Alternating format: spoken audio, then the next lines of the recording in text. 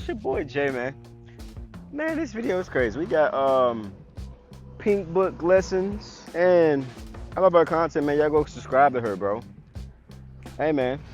Atlanta officer to attorney, now a federal inmate for 15 million PPP loan scam. Let's get it, man. I am Shalitha Robertson, and I want to serve as your Superior Court judge. For more than 30 years, I've served the public as a police officer, a public defender, and a city attorney.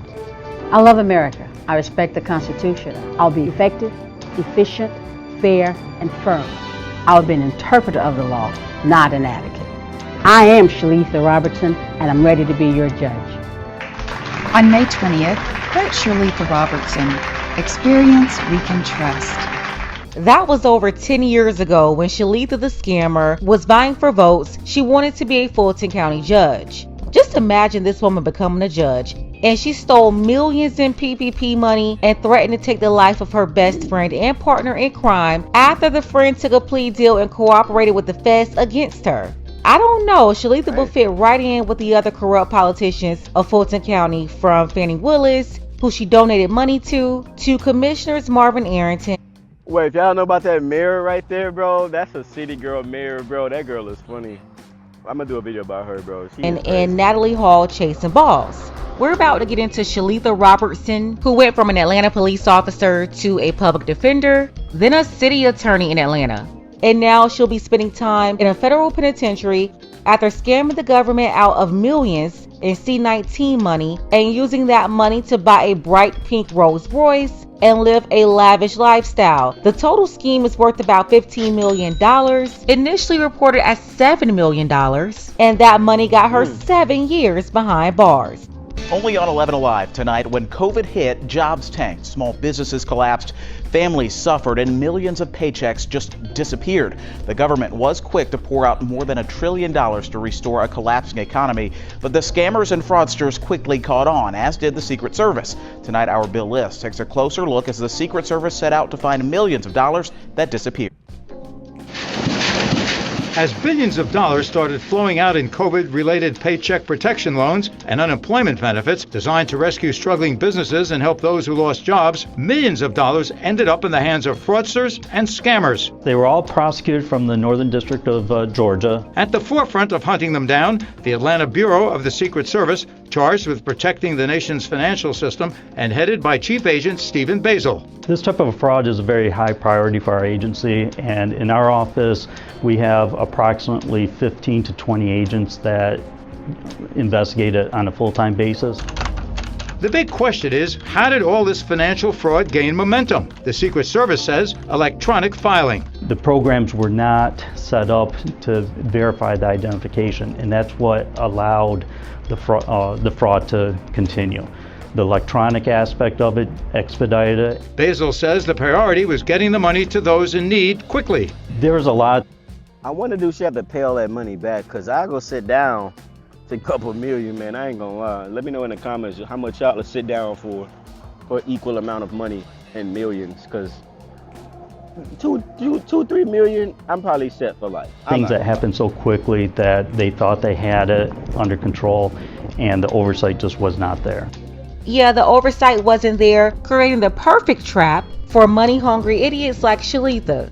Initial reports listed the amount at $7 million, but now we know that amount is over twice as much at $15 million. Shalitha worked with her best friend, her partner in crime, Chandra Norton, who was also an attorney before she was convicted as well and disbarred. See, they came for Chandra back in 2020. That's 2 whole years before they swooped down on Shalitha. Within the first month of her application, Shalitha received millions of dollars. She kicked back hundreds of thousands of dollars to her friend Chandra. Then when the feds picked her up, Shalitha tried to blame everything on Chandra. But no, the lies didn't save her. Prosecutors convinced the jury that they worked together, ultimately taking Shalitha down. While she tried to dig a bigger ditch for her friend, she ended up falling into it herself. Shalitha not only gave some of the money to Chandra, but she also gave money to her daughter, who's a popular radio personality in Atlanta. Welcome back. Happy Monday. I am Bree Renee, straight from the A. And I am the original Miss Renee from the A. What you're not gonna do is look at yourself the whole time. You're gonna look and talk normal, okay? Oh yeah, she was out I gotta look from her daddy because it don't look here like co-hosting a podcast with her radio personality daughter like nothing was going on. 2020 money was flowing for Shalita Robertson as she linked up with her best friend and fellow attorney to get in on what they saw as a gold mine. For no reason. It's that season. Yeah, it was that season, and the City Girl attorneys of Atlanta were ready to get their sticky fingers on new riches. Shalita and her bestie submitted PPP loan applications for 4 businesses owned and controlled by Shalita. The loan applications falsely inflated the number of employees and average monthly payroll for each of the 4 businesses, resulting in larger PPP loans than what Shalita would have legitimately been able to obtain. Check out this list of her 4 businesses and that key information on those applications. She applied for 4 loans through 3 different banks, all within 5 weeks. For the first company here, she wrote that her monthly payroll was $790,000 and she had 118 employees, when in reality she had 0. For the Renee Group, she lied and said her monthly payroll was $685,000 and that she had 93 employees, when in reality she had about 8 to 13 of them.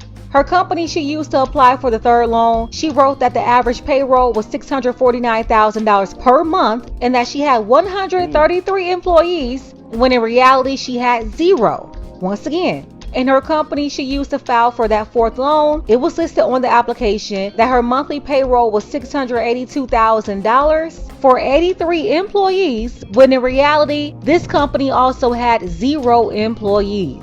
So for anybody wondering how did all the scammers get this PPP money, they lied on their applications, basically. The women also submitted false tax documents to support the inflated statements in each loan application, and when millions hit her bank account, Shalita went on a luxury shopping spree, buying whatever she wanted, including a 10-carat diamond ring that she spent $128,000 on. But yeah, she ran around Peachtree, Buckhead, and all around 285, spending up that money while driving this bright pink Panther Rolls Royce. I'm sorry, but that's one ugly Rolls Royce. That is hideous. And it's custom made. Come on, you're just wasting your money. Okay, I'll give you the ring. The ring is pretty nice, but no. Very flashy and outrageous. So it shouldn't have been much of a surprise when she was indicted. And then look at this color. Totally destroyed this car. Out here looking for attention. Yep. Finally, she got some money and lost her mind, went crazy. So in no time, the feds got word of the Pink Panther Rolls Royce, the diamond jewelry, and lavish spending sprees, and they indicted her. Let me tell you just how greedy this woman is. So the first application for the first loan was submitted on April 9th. Then the following week, she submitted the second application. That was April 17th. And days later after the second, she submitted the third application through the third bank on April 21st. So by the first of the month, the money started rolling in. May 1st, she got a disbursement of $1.6 million. The following week on May 8th, a disbursement of $1.9 million. She received her third disbursement of $1.7 million on May 15th. So the money was dropping every Friday like clockwork. And this woman was floating so high, she couldn't spend it fast enough. Channel 2 Investigates has learned a former Atlanta City attorney. Let's be honest, bro. What are y'all gonna do with all that freaking money, bro? Investing in it, yada yada yada. Bro, she bought a pink Rolls Royce, and then your best friend snitching on you. Oh my God, that's probably why she snitched on it, because you only gave her a couple. You didn't even give her $1 million. You gave her a couple $100,000. Attorney and Atlanta Police Department officers been indicted on charges that she stole pandemic relief funds. Channel 2 investigative reporter Justin Gray with us now live in South Fulton County, where you've been looking through this new indictment.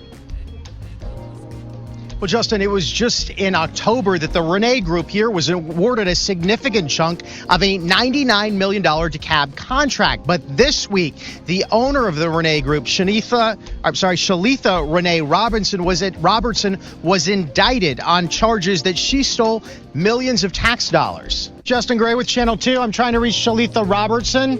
No answer at the call box to the front gates of Chateau Royal, the grand South Fulton estate, listed with the Secretary of State as the principal address of Shalita Robertson's company, the Renee Group. Shalita Renee Robertson is a former Atlanta police officer and Atlanta city attorney who currently has a lucrative contract with DeKalb County worth millions to repair sewage and water systems. She's also just been charged in this federal indictment, alleged to have stolen $7 million in COVID relief Paycheck Protection Program funds intended to help keep people employed during the pandemic. In a Channel 2 Action News investigation last month, we found more than 553,000 Georgia businesses received PPP loans, totaling more than $24 billion just in Georgia.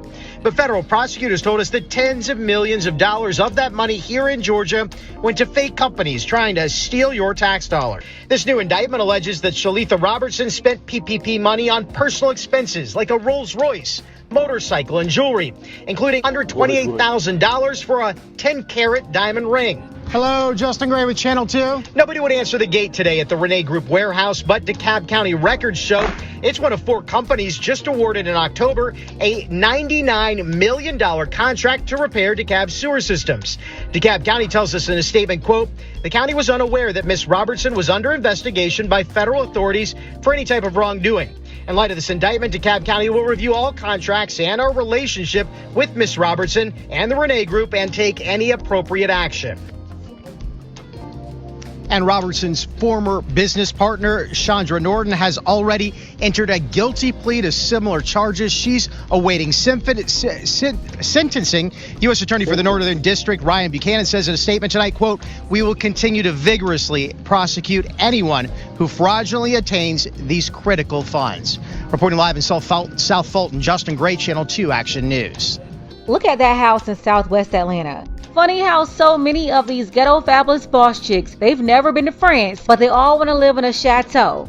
It's also crazy that while she was defrauding the government on the federal level, she was getting money on the local level too. Her company won't afford to receive that large contract with DeKalb County. Collectively, the 4 companies would service that $99 million contract, but Shalitha was reportedly awarded the largest share. So, 2020, her best friend Chandra got caught up. She flipped and told on Shalitha to save herself, and it took 2 years for the feds to indict Shalitha. That came in December 22. She appeared in federal court where she entered a plea of not guilty and decided she was going to take it to trial. If you want to know what happened, just pay attention and listen to what I'm saying. Silly decision, by the way. Knowing her best friend knew everything and was cooperating, yeah, they already had her before they even picked her up. The jury convicted Robertson of 1 count of conspiracy to commit wire fraud, 3 counts of wire fraud, and 1 count of money laundering. After the verdict, Shalitha was quickly taken into custody. She's been locked up ever since, and now she just learned she'll be spending the next 7 years in the feds. Not sure the status of her wife and what's going on there. Word is she's married, and not to a man, it's a woman, but no one else will be charged, so her daughter and everyone else she gave money to, they're off the hook. Super greedy and super corrupt.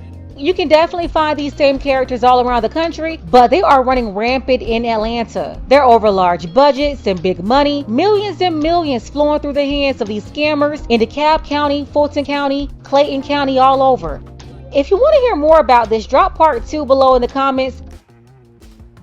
Hey man, shout out to Pink Book Lesson, bro. Love her content. Y'all go check it out, man. Go sub to it, bro. But let's think about it, bro.